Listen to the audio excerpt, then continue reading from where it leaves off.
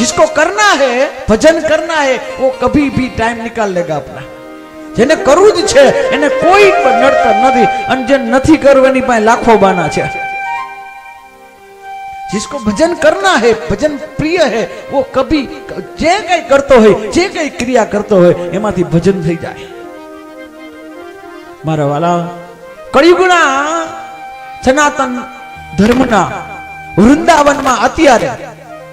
આવા કળિયુગમાં આપણે કેવા ભાગ્યશાળી છીએ પ્રેમાનંદજી મહારાજ વૃંદાવનમાં આ બધાએ જેના નામથી પરિચિત છો કળિયુગમાં આવા સંતોની જરૂર છે